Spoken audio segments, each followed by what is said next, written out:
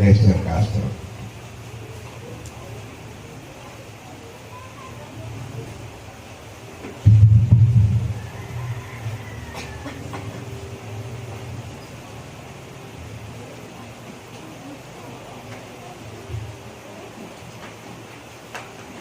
Sa aklat po ng Hukom, Kapitulo 2, talatang 16 hanggang 19. At nagbangon ang Panginoon ng mga hukom na nagligtas sa kanila sa kamay niya ang mga lumuloob sa kanila. At gayon may hindi nila dininig ang kanilang mga hukom, sapagkat sila'y sumamba sa ibang mga Diyos at kanilang niyukuran ang mga yaon. Sila'y nagpakaligaw na madali sa daan na nilakaran ng kanilang mga magulang, na sumunod sa utos ng Panginoon, ngunit hindi sila gumawa ng gayon. At nang ipagbangon sila ng Panginoon ng mga hukom, ang Panginoon ay sumahukom at iniligtas sila sa kamay ng kanilang mga kaaway sa lahat ng mga araw ng hukom.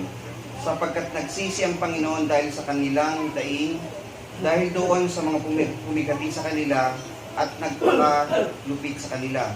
Ngunit nangyari pagkamatay ng hukom na sila'y tumalikod at lalong sumama kaysa kanilang mga magulang sa pagsunod sa ibang mga Diyos, upang maglingkod sa kanila at yumukod sa kanila. Sila'y hindi naglikad sa kanilang mga gawa ni sa kanilang pampalasang lakad. Pagpapala po sa ating sa muling pagkarinig ng mga salita. Good morning po mga kapatid. Isang mapagpalang umaga po muli ang pinagkaloob po sa atin ng ating mahal na Panginoon na tayo ay pinagkatipon. Pag tayo po ay sumamba at magpatibayan po ng ating pananampalataya. Isang magandang balita po mga kapatid, kung kayo po ay aktibo po doon sa ating group chat na nagbabasa, simulan ko na po muna magbalita. Ano po?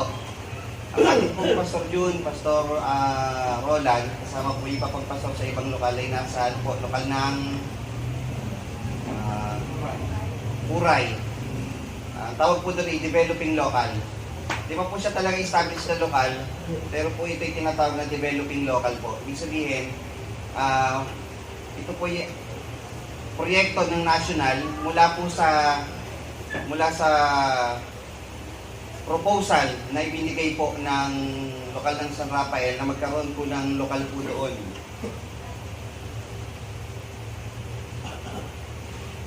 At ayon po sa mga pagsasurvey po doon sa mga kapatid, marami po kasi mga taga doon ng mga kapatid na nalalaliwan po sa lokal ng San Rafael. Kaya kung makakabuo ng tamang bilang, maaari pong magsagawa po ng gawain po doon. So ayon po sa bilang ay makabuo po mga kapatid. Kaya sinimulan po ngayon yung gawain. Kung nakita niyo po yung kapilya, ito po ay malaking pagbubunga po ng iglesia para po sa ating mahal na Panginoon. Masaya po tayo na marami po, meron pong isang potential na mabilisang pagdami ng mga miyembro, at yung mga dating miyembro po na taga doon ay maging aktibo muli sa paglilingkod sa Panginoon, sapagkat nalapit na po yung lugar ng gawain sa kanila. Ang ating pong pag-aaralan mga kapatid ay hinango po sa aklat ng Hukom. Ito po ay pag-aaral na kalinsabay po ng ating serye ng pag-aaral po sa mga aklat sa Lumang Tipan. Nung nakaraang mga buwan po, ating po pinag-aralan yung huli, yung aklat ng Josue. Tapos nag-skip tayo ng isa, pinag-aralan natin yung isa sa mga hukom po doon na may isang talata lang, si Samgar. Kung natatandaan nyo, si Samgar, yung gumamit ng panundot ng baka na pumatay ng 600 na tao. Ayan. Marami pa pong mga hukom, mga kapatid, sa Biblia. Si Moises tinawag ding hukom, si Samuel tinawag ding hukom, si Josue ay nagtrabaho din o gumampan din sa pagiging hukom sa Israel. Pero ang ating pong tatalakayin ngayon po ay yung aklat ng hukom lamang. Sa ibang mga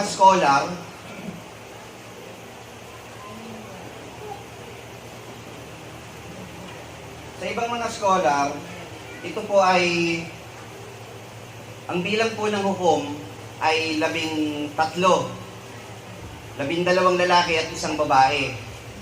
Sa ibang scholar naman, 12, hindi kabilang yung isang lalaki, si Barak o Barak. Dahil si Deborah, yung babae, meron po siyang kasamang isang naging general. Sa aklat po kasi ng Hebreo, binanggit si Barak, pero hindi binanggit si Deborah. Pero ang hukom nung panahon na yun ay si Deborah. So, hindi po natin para pagdebatehan o pagtalunan kung ilan ba talagang hukom sa aklat ng hukom, kung ito ba'y 13 o 12. Pag-aaralan na lang po natin silang lahat. Basta po, ang kukunin lang natin ay yung mga hukom sa aklat ng hukom. Hindi na po si Moises, hindi si Josue, hindi na si Samuel. Ayon po sa ating pagsambatayan na binasa, ito po ay kung saan ang Panginoon ay kumuha ng hukom. Ang hukom po mga kapatid, huwag niyong isipin na ito yung judge sa isang husgado na naka-black na damit, tapos may, ano tawag doon? Malyete. Malit yung guilty, innocent, silensyo, yung mga kagaga. Hindi po yun yung hukom na to. Think of it po mga kapatid na sa panahon natin sa Pilipino tawag dito mga bayani. Parang si Lapu-Lapu siya yung naghukom dun sa Mactan. Hinukuman niya dun yung mga Kastilang sumalakay. Yung ganon. Si Gregorio del Pilar sa Tiran Pass. Si Andres Bonifacio, siya yung naghukom naman sa ganitong lugar. Parang bayani o isang leader ng isang mga mandirigma para ipaglaban yung kanilang bayan. Ganon yung hukom po dito sa Lumang Tipan. Pero at the same time, pag walang labanan, sila rin yung leader na lumulutas din ng mga usapin.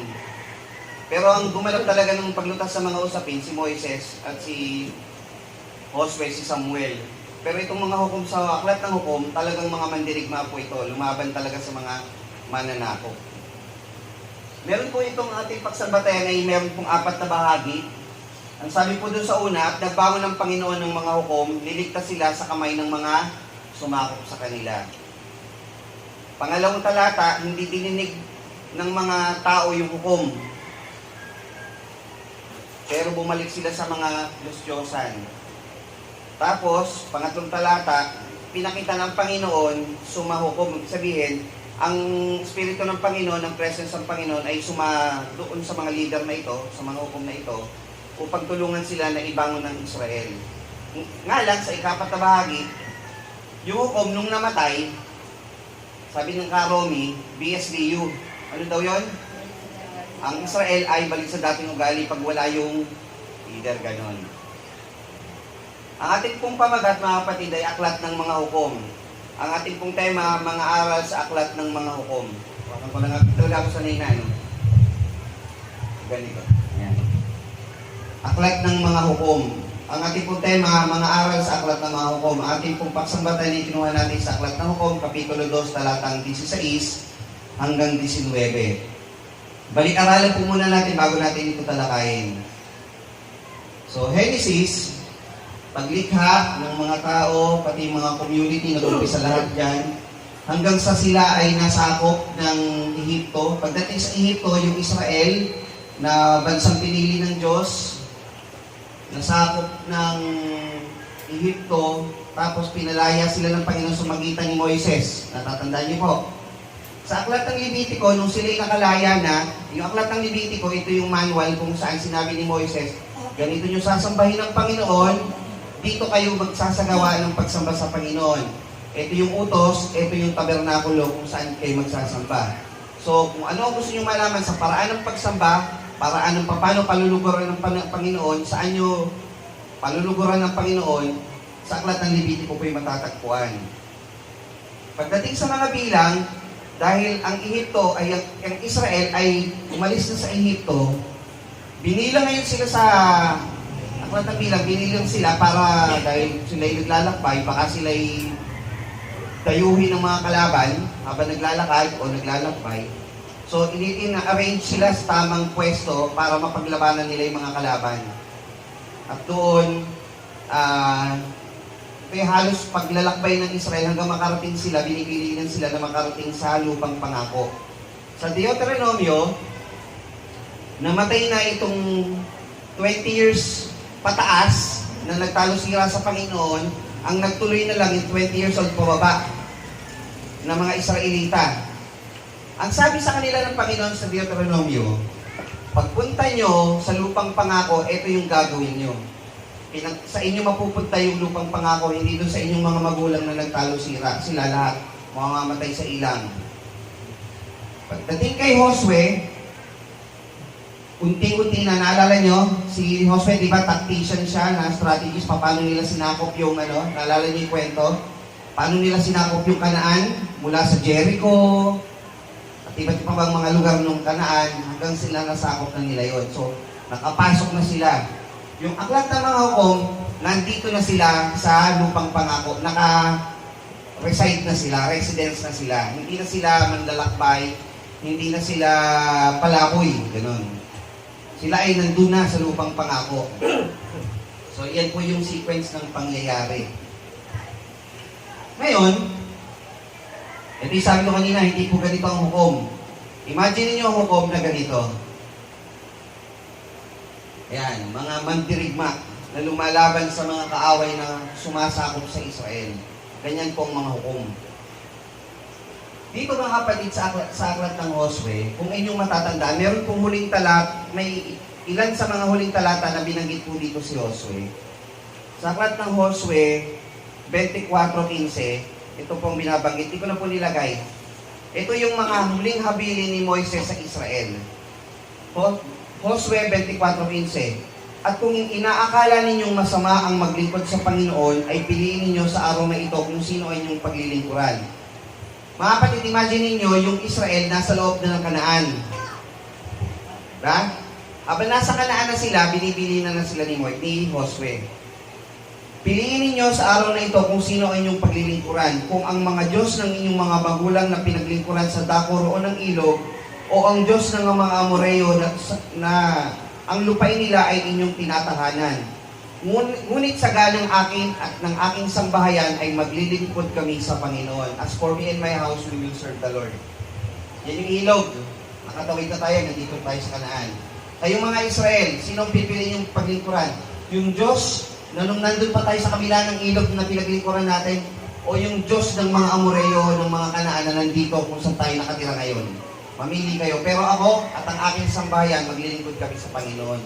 Yan yung binabanggit ni Josue. So, maganda bang bilin po yun, mga kapatid? Parang ganito. Kayo mga kapatid, bautisado na lahat? Nandito na tayo sa iglesia. O, nasa iglesia na tayo. Pagtibayin nyo kayo sa inyong kaisipan, sino talaga ang dapat yung paglingkuran? Ang Diyos na pinaglingkuran nyo noon, nung hindi pa kayo bautisado, o yung Diyos natin ang kinikilala? Ganon, mga kapatid. So, binibigyan ni Josue ng pagpapatibay yung Israel na ito na ang dapat natin gawin. Ngayon, mga kapatid, bago natin talakay ang aklat ng hukom, babasa muna tayo ng mga susing talata dahil dito iikot po yung istorya. Dahil alam po natin, yung aklat ng hukom, napakarami po nito sa mga nagsa-Sunday school, napakaraming istorya po dito. At medyo nag-disappoint po ako dun sa isang parte dahil nung bata po ako, sino ang mga paborito niyong karakter sa Biblia? Diba may mga tataas, gusto ko si Samson, di ba? Meron ba sa inyo gano'n nakakarinig? Bakit? Si Samson ay malakas, matapang, hindi matalo-talo. Medyo na-disappoint po kasi iba pala talaga yung karakter ni Samson. Hindi pala, kung ano yung iniisip ko dati na Superman siya, na, tawag dito, talagang superhero ang dating niya, with super strength, and hindi pala ganun eh. Marami pong matatalakay dito na ang daming istorya. Kumbaga sa pelikula, kung yung mga ibang aklat na tinalakay natin, parang pelikula ang istorya, ito, parang siyang series, may iba't ibang episode. Pero sisikapin natin sa loob ng isang oras ay matalakay natin lahat. Babasahin natin yung mga susing talata para ating maintindihan kung ano po yung nilalaman ng aklat ng hukom. Para po kayo, mga kapatid, ang purpose po ng pag-aaral din natin, kung kayo'y magbabasa ng Biblia po sa bahay, maintindihan niyo po yung mga talata na nakapaloob sa aklat ng hukom. Pag binasa niyo, nasa hukom 1, ganun pala yun.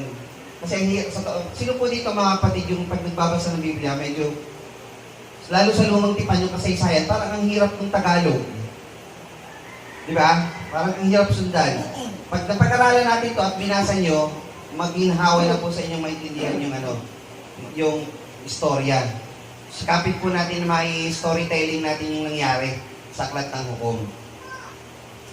Unang susig talata, 21-25 ng Hukom. Nang araw na iyon ay walang hari sa Israel, ginawa ng bawat isa ang matuwid sa kanyang sariling mata. Ang Israel ay natapos na doon sa panahon nang meron silang central leadership. Ang central leadership noon, di ba si Jacob, di ba pag sinabi ni Jacob ganito, lahat ng tribo, lahat ng angkan sunod. Nung nawala si Jacob, si Jose, lahat ng angkan sunod. Si Moises, pag sinabi ni Moises ganito, susunod lahat. Pag sinabi ni Josue ganito, sunod lahat. Itong Aklat ng Hukom, wala na pong central leader ang Israel. Nang mga araw na iyon ay walang hari sa Israel. Hindi pa po pinapanganak dito si Saul, si David, si Solomon, yung tinatawag na monarkiya o panahon ng mga kaharian. Wala pa po doon. Ang Israel, walang hari. Ginagawa ng bawat isa ang matuwid sa kanyang sariling mga mata. Ang Israel, ang kanilang motto sa buhay ay ganito: kung ano ang nasa puso mo, sundin mo. Mali po yun.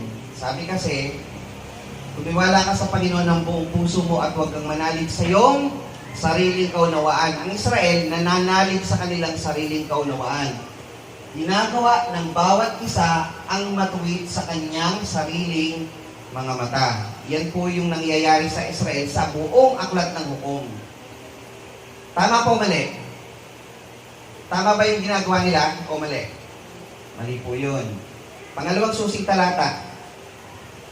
At ginawa ng mga anak ng Israel ang masama sa paningin ng Panginoon at naglingkod sa mga Baal. Pag tinuloy niya, naglingkod sa mga Astarot. Yung mga iba't ibang mga deities o yung mga Diyos-Diyosan. Si Chemosh, si Baal, si Astarot. Siguro may pag-Bible study, talakayin natin yung mga kung sino-sino yung mga yon. Kung bakit sinasamba nila yon. At gaano karumal-dumal ang ginagawa ng mga tao sa paniniwala nila sa mga Diyos-Diyosan na yon. At bakit sila naaakit sa na sumamba sa Diyos-Diyosan? Bakit kaya sila, alam naman nilang masama yung mga yun, bakit sila sinusunod yun? Israelita na to. So pag-aralan natin yan sa mga susunod na Bible study. At kanilang pinabayaan ng Panginoon ang Diyos ng kanilang mga magulang at na naglabas sa kanila sa lupain ng Ehipto at sumunod sa ibang mga Diyos, sa mga Diyos ng mga bayan na nasa palibot nila at sila yumukod sa mga yaon at kanilang minungkahi ang Panginoon sa galit. So ito ang ginawa ng Israel sa harap ng Panginoon. Pangatlong susing talata. At ang galit ng Panginoon ay nag-alab laban sa Israel, na kanyang ibinigay sila sa kamay ng mga manluloob na lumoob sa kanila at kanilang ipinagbili sila sa kamay ng kanilang mga kaaway sa palibot na anupat sila hindi makatayong maluwat sa harap ng kanilang mga kaaway. Saan man sila yumaon, ang kamay ng Panginoon ay laban sa kanila sa ikasasama nila, gaya ng sinalita ng Panginoon. At gaya ng isinumpa sa kanila ng Panginoon nung sila ay nagipit na mainam. Tandaan niyo ito mga kapatid, take note niyo ito. Gaya ng sinalita ng Panginoon. Meron kasi sinabi ng Panginoon nung sila ay naglalakbay pa. Mamaya babalikan natin yan. At sinabi ng mga anak ng Israel, kami ay nagkasala. Ito pa yung next na susing talata. Gawin mo sa amin anumang iyong mabuti, isinasamo namin sa iyo na iligtas mo na lamang kami sa araw na ito. Pag sila ay nagigipit na, pag sila ay nasakop na ng mga ibang mga lahi, anong gagawin ng Israel? Kami ay nagkasala. Lord, help us.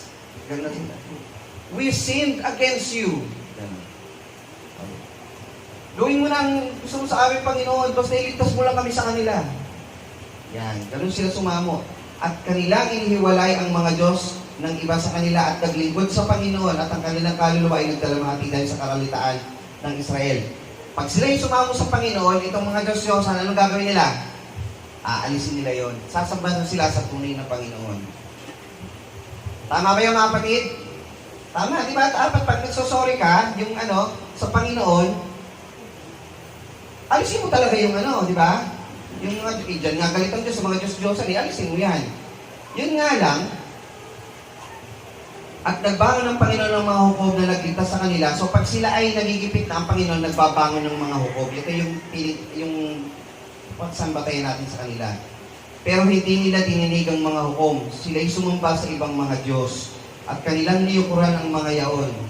Pag sila'y nailigtas na, at sila ay payapa na, hindi na sila sinasaktan, pinahihirapan ng ibang lahi, nagiging lax na sila, relax na, okay na, balik sa dating gali na naman ng Israel.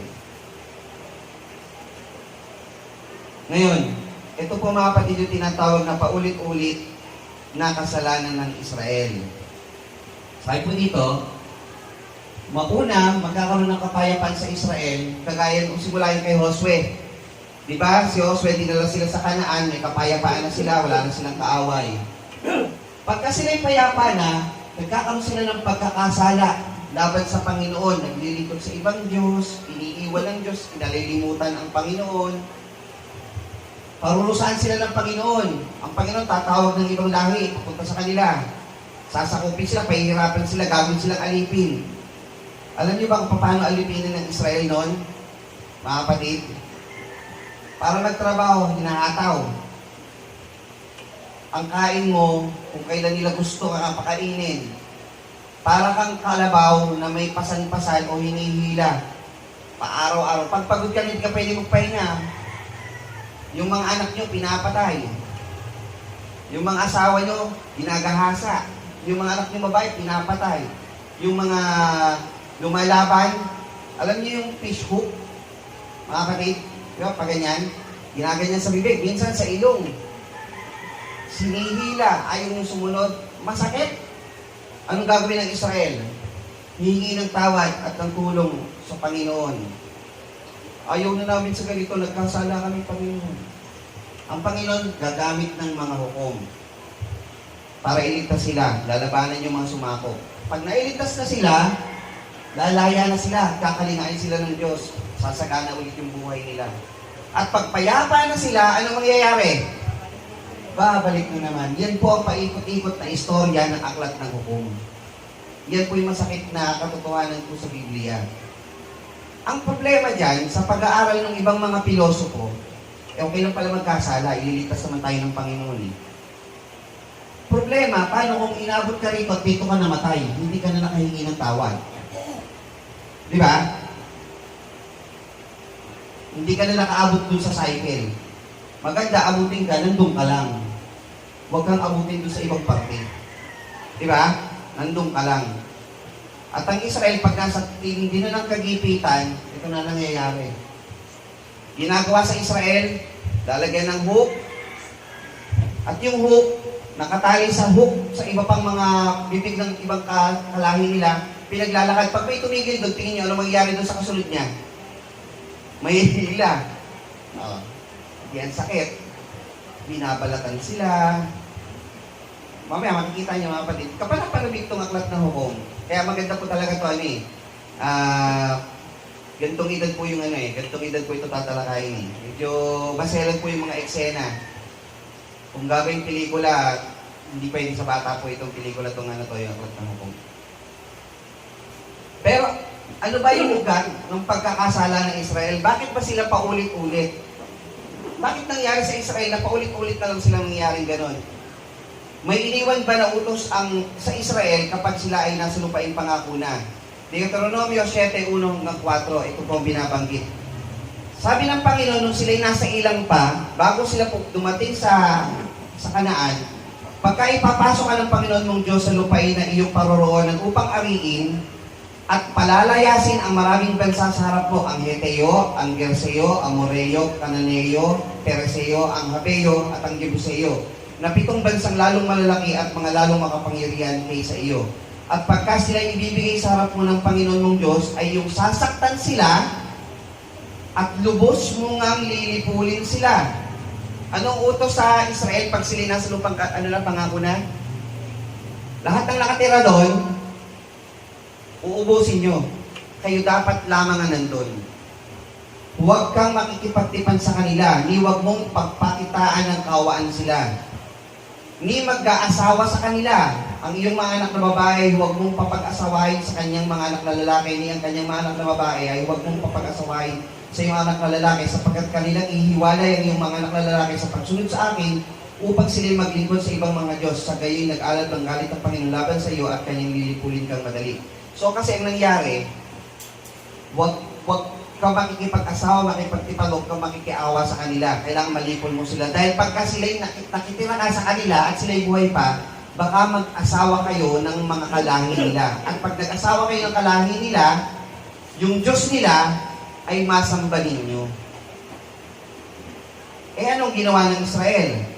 Hukom 1. Dito na tayo sa Hukom 1 ngayon. 17. Ang Huda yumaw kasama ni Simeon ng kanyang kapatid at kanilang sinaktan ang Kananeo na nagsisitan sa sapat at lubos na pinuksa. Huda, very good. Ano ginawa ng Huda? Sinaktan ng lubos at pinuksa yung mga Kananeo kung saan napunta yung Huda. Pero sa 21, ano sabi?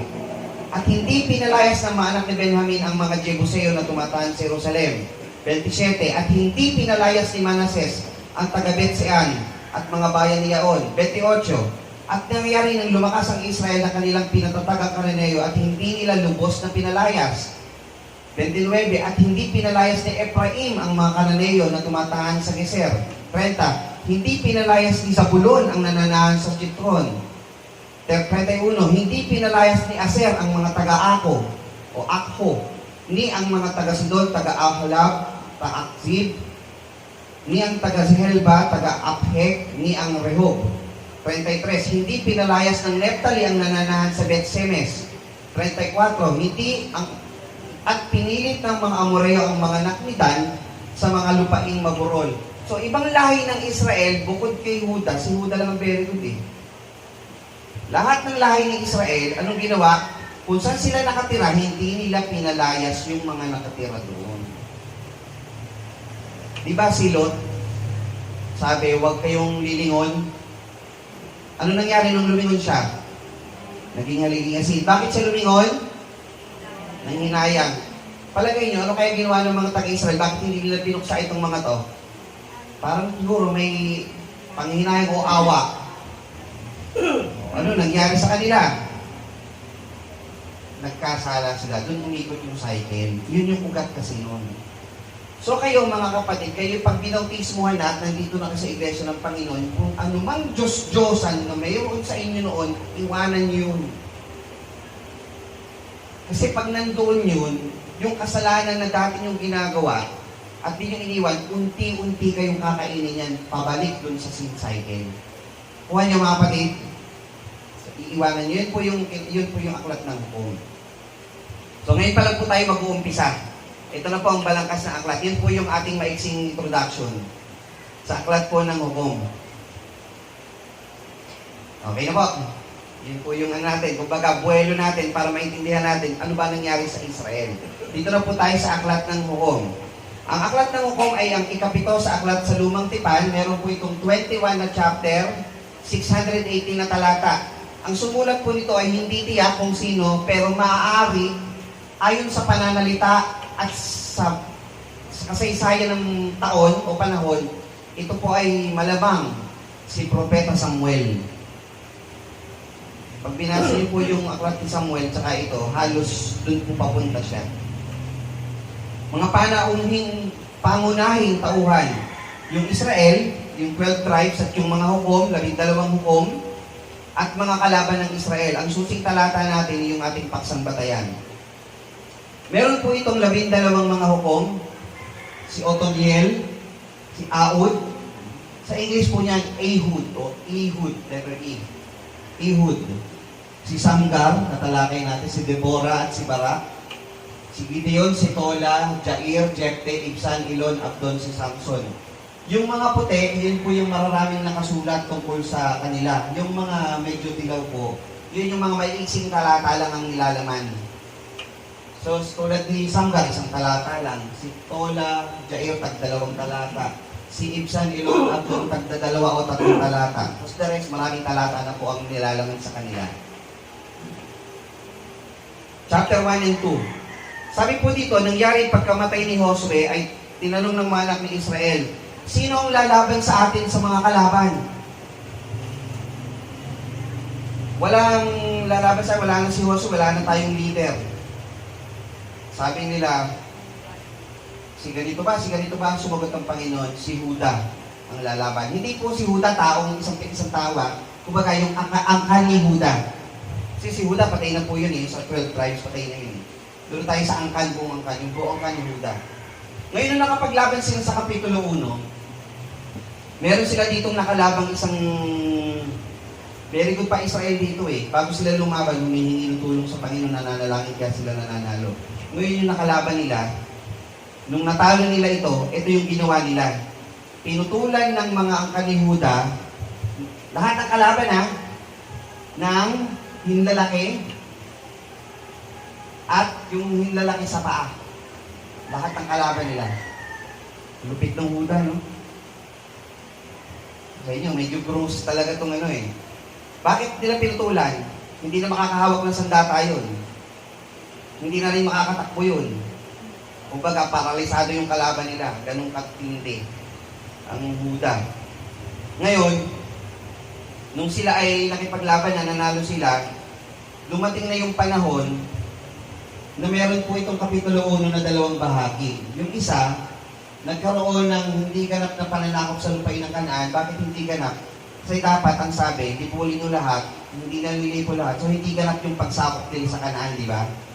Kasi hindi nila sinakop lahat Kung sinakop nila lahat ng lupain, pag pinatay lahat pinuksa, lubos yung kanilang pananakop doon sa lugar. So yun yung pakuna. Ang pangalawa, yung Kapitulo 2, talatang 1-36, pag binasa niyo yung chapter 2 ng Aklat ng Hukom, yun na yung summary ng buong Hukom. Yung scene cycle kanina, yung paulit-ulit, ito po yun yung chapter 2. So, after chapter 2, sa chapter 3, pinakilala na po yung unang Hukom, si Othniel. Si Othniel po, bibigyan na natin mga kapatid ng paunting-unting background. Yung mga Hukom, di natin tatalakayin yung buo kasi limitado yung oras natin. Si Othniel ay pamangkin ni Caleb. Si Caleb ay yung kasamang tiktik ni Josue dati. Di ba may dalawang tiktik? Si Josue at si Caleb. Si Caleb may pamangkin, si Othniel. Si Othniel, nung sinasakop na sila ng kalaban, si Othniel yung ibinangon ng Panginoon na hukom at lumaban sa kanila. Yan. Ang kinalaban niya ay si Cushan Rishathaim. Ang bansa po na kalaban nila ay Mesopotamia. 8 taon silang pinahirapan ng Mesopotamia. At nung si Othniel po ay naghukom, 40 years naman ang kapayapaan na natamo ng Israel. Ito po yung talata na nakalagay po doon. So pag binasa nyo, yun yung nakasulat po doon. Kalaban niya, ang hari po doon si Cushan Rishathaim. Minalimutan po ako dito mga kapatid. Ang lugar po na pinaglabanan nila dito is yung Kiryat Arba. Dito yung sa chapter 1, Kiryat Arba. Hindi po pa wala. Doon naglaban. So, sa 3, ang unang hukom na ipinakilala ay si Othniel. Sa huling talata ng ng 3 o sa kalagitnaan ng chapter 3, ibinangon si Aod. Ang hari naman po doon si Eglon. Dito kasi, after 40 years ng kapayapaan, ano mangyayari sa Israel? Babalik sa dating ugali. Sasakupin ulit sila. Ang sumakop sa kanila, si Eglon at ang mga Moabita. Nung sila'y sinakop na noon, 18 years silang inalipin. Sipin nyo, pagkapanganak ng anak mo, hanggang nagdala ka, pinahihirapan. 18 years, pinahihirapan ng mga tao ng Israel. Ang tagal po noon. Itong si Aod, wala naman po rito ano po yung mahina si Kura. Si Aod po ay isang kaliwete. Si Aod, nung ibinangon siya ng Panginoon, gumawa siya ng espada na may isang siko ang haba, na may magkabilang talim. Inilagay po niya yon sa kanyang inilagay po niya yun. So kung kaliwete siya, pagka nalete ka, ang espada dito bunot, di ba? Ganyan. So ginawa niya, ang espada niya, nilagay niya rito pag ganito ang lagay. Kasi po, pag ikay pupunta sa hari, yung mga sundalo, tinatapik yung, ayan, katulad ng sundalo. Punta ka sa harian, tatapikin ko yung kanan mo, ay yung kaliwa mo. Tatapikin ko yung kaliwa mo, gaganunin ko. Pag wala akong narinig, balatang narinig ko, walang armas to. Pasok. Walang armas, walang armas. Sa LRT, baglag, di ba? MRT. Doon, tabi ka yung kaliwa. Wala. Pasok, wala. Si Aod, kaliwete, nilagay niya sa kaliwa. Kasi ang bunot niya, di ba pa ganyan? O, sa kanan nilagay. Ayan, dito. So, nung tinapit siya, dito, wala. Nakapasok siya ngayon. May pagpasok niya.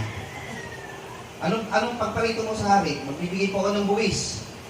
Punta sila ngayon doon sa punta sila sa hari. Binigay buwis. E di yung hari, masaya. Nagbigay ng malaking buwis to si Aod eh. Sabi niya, meron po akong bibigay ng sikreto po sa inyo. Anong sikreto? Sabi niya sa mga tauhan ni Aod. Si Aod po, ay si Eglon, isang hari na napakataba. Napakataba. Sige, lahat ng tauhan lumabas. Dalawa lang sila.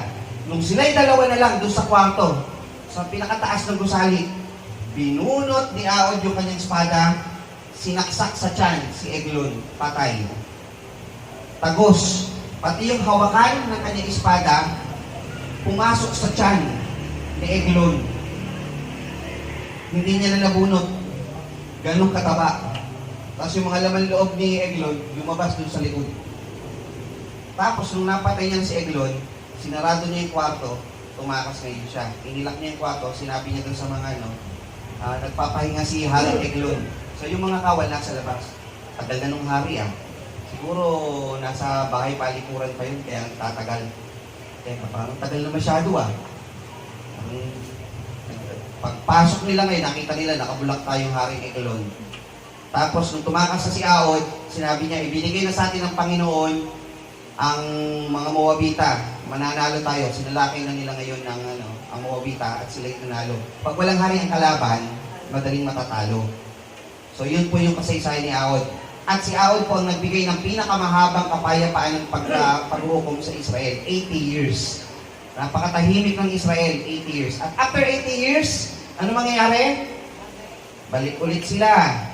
Ngayon, tinawag na si Samgar. So, napag-aralan na natin si Samgar na gumagamit ng panundot ng baka. Pumatay siya ng 600 na Pilisteo. Pagkatapos nito, ni Samgar, balik na naman sa dating ugali ang Israel. Walang makalaban sa mga taga-Kanaan.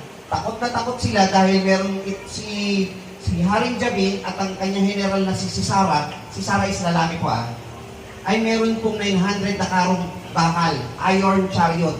Sa panahon natin, pag meron kang tangke at kayo ay baril lang, sino man nanalo?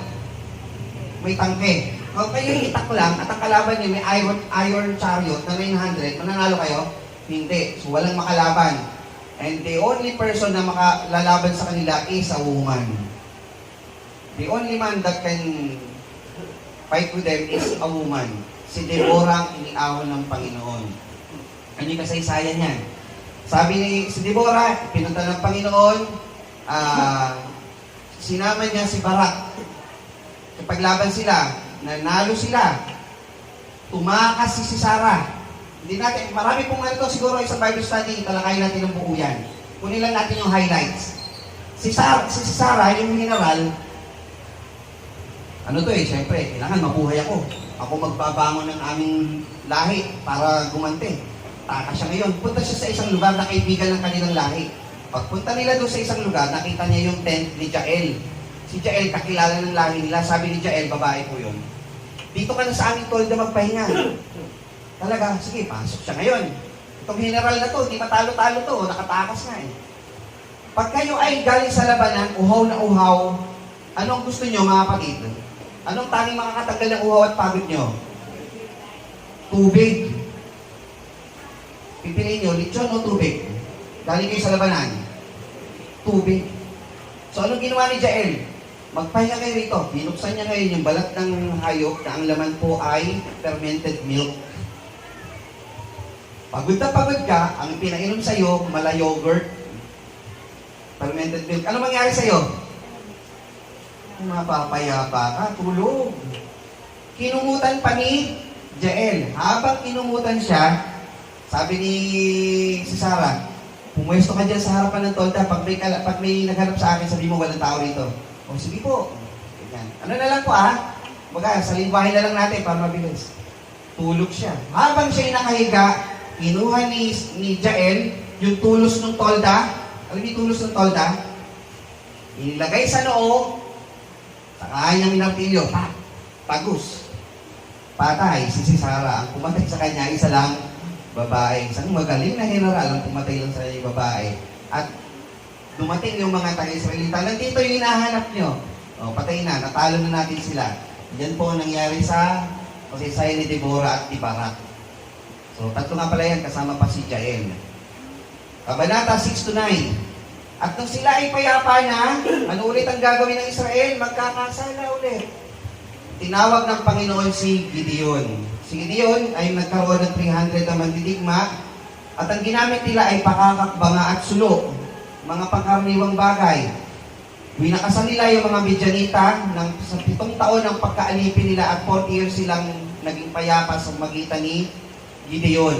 Si Gideon, mababang tao ito, sinabihan siya ng mga taga-Israel, ikaw na lang maghari sa amin.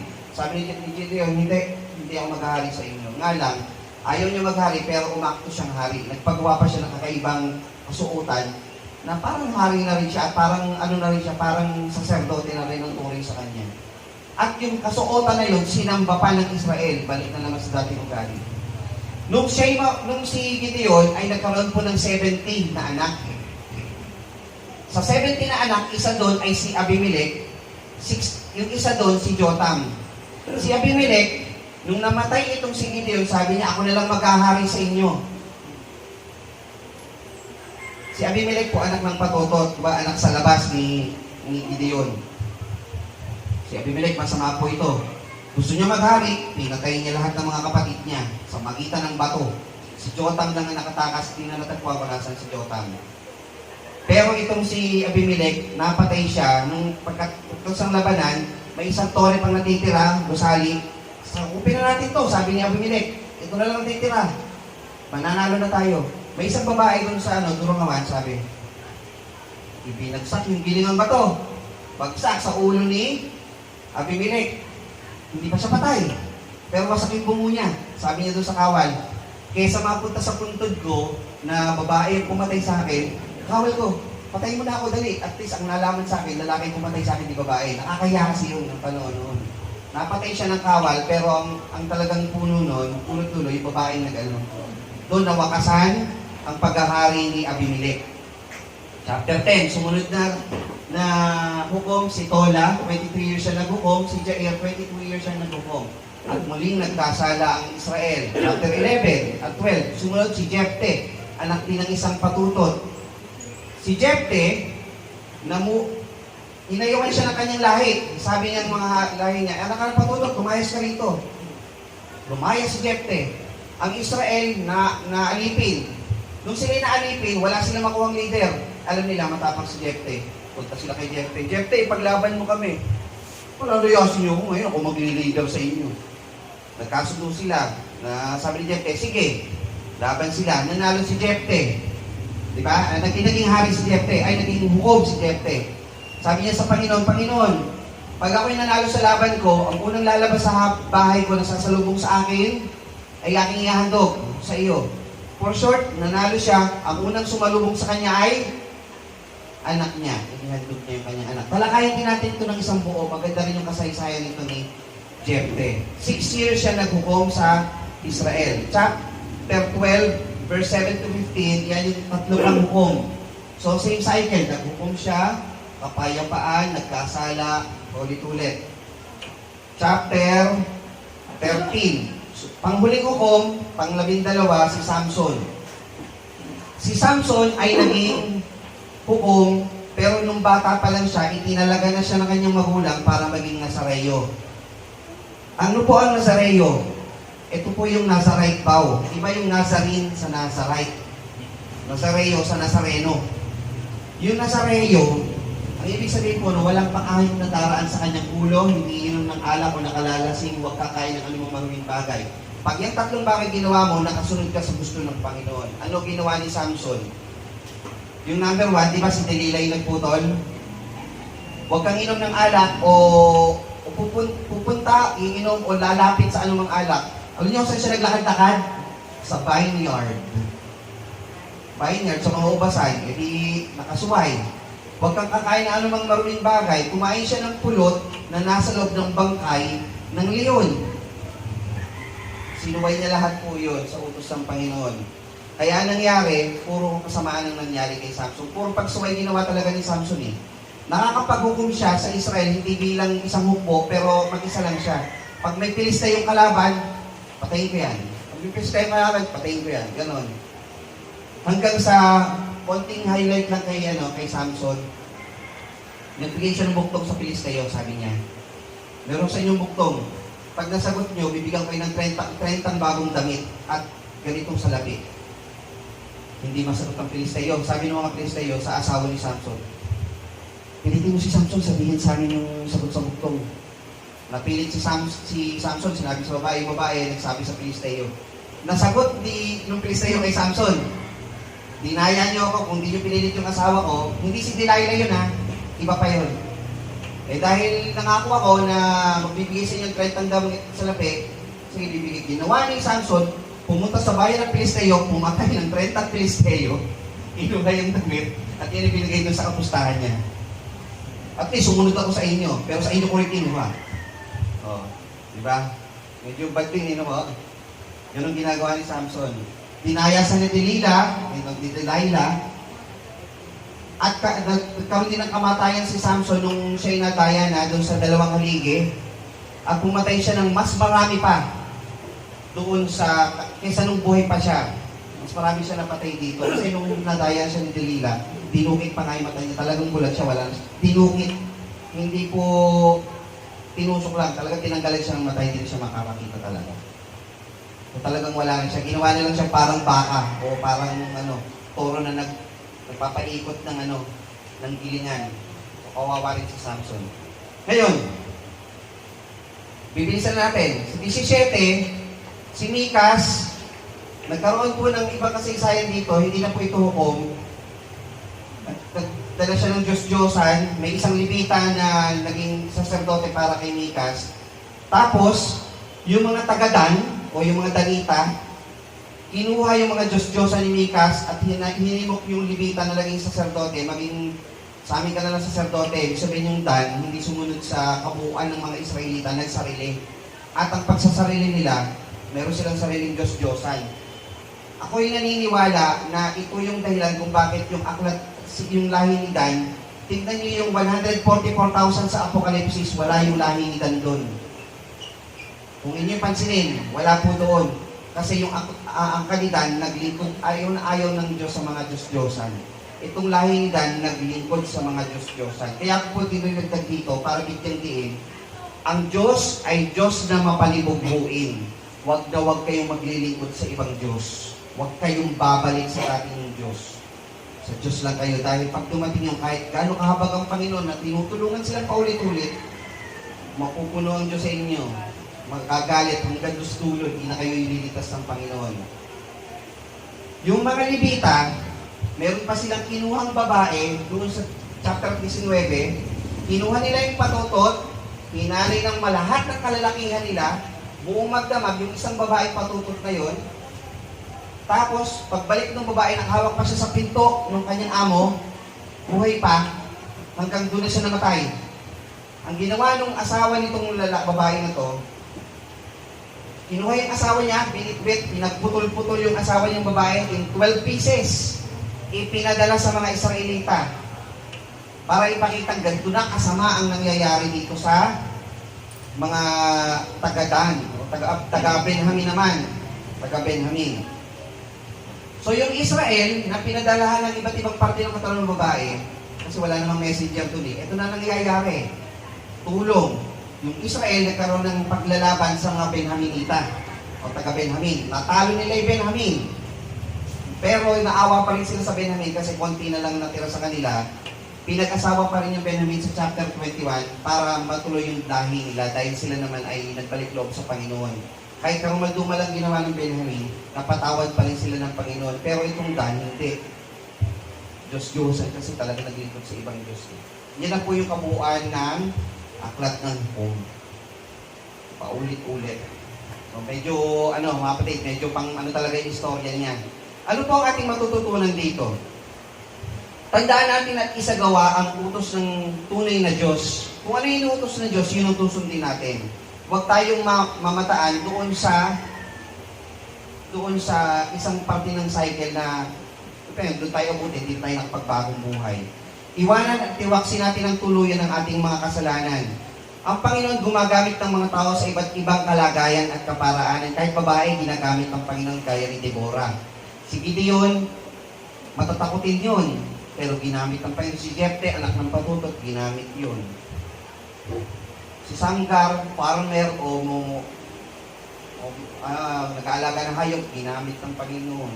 So kahit sino, si Samson na makasalanan, ginamit din ng Panginoon. Ano man ang iyong nakaraan, maaari kang magamit ng Panginoon. Ito po'y pinapakita sa aklat ng hukom. Kahit ano pa yung nakaraan nila, ginamit pa rin sila ng Panginoon. Mas maigi ang mamatay na nasa Panginoon. Tama po ba mga kapatid? Huwag kayong maabutang patay na nandoon kayo sa pagkakasala. Nawa ay maabutan tayo na nandoon sa kapayapaan tayo sa Panginoon at paglilingkod sa Kanya. Ibinahagi ang kasaysayan upang tayo ay matuto. Huwag niyong questionin o huwag niyong isipin na si Samson nag-asawa ng 2 babae, pwede pala yun, nasa Biblia yun. Hindi ibig sabihin nag-asawa siya ng 2 babae, gawin mo yun. Pinapakita yun para huwag mong gayahin, matuto ka. Kasi dinaya nga siya nun eh. Ang parusa ay upang ating lalong maituon ang ating paningin sa Diyos at hindi sa ating sariling kalooban. Ang Panginoon gumagamit ng mga parusa sa Israel kasi ang Israel nakapokus na sa Diyos-Diyosan. Binibigyan sila ng mga ng Panginoon, ayaw nilang sumunod, ayaw niyo kong pansinin, o ito bayad, sakupin niyo. At least, papansinan nila ang Panginoon, pagbalik loob sila sa Panginoon. So, gumagamit ang Panginoon ng parusa, baka kayo mga kapatid, naliligaw kayo ng inyong pag-iisip o inyong kalooban.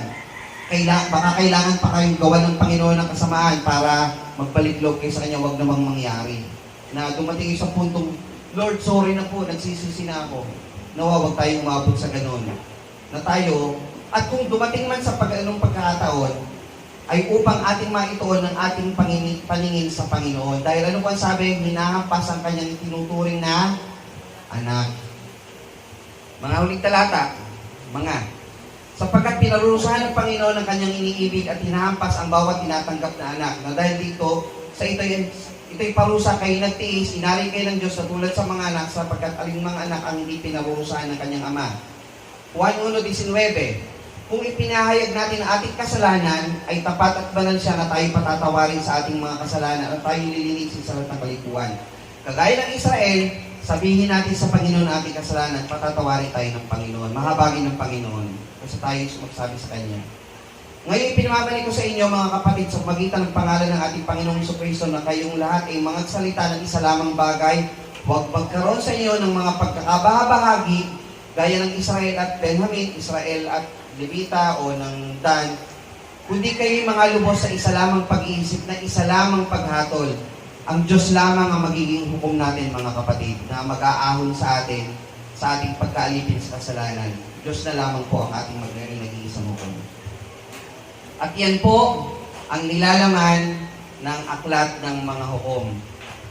Ito po mga kapatid ay isang pag-aaral na magbigay po sa atin ng lalong tibay ng pananampalataya at karagdagang kaalaman po sa salita ng buhay na ating pong matutunan ng mas malawak pa ang nilalaman ng banal na kasulatan. Nawa po mga kapatid ay nagkaroon tayo ng... May natutunan po ba kayo mga kapatid? Amen. At muli po ay purihin ang Panginoon sa ating pong mga salita ng buhay na ating narinig. Maraming salamat po sa inyo lahat at purihin ang ating mahal na Panginoon. Tayo po sama-samang naligdo.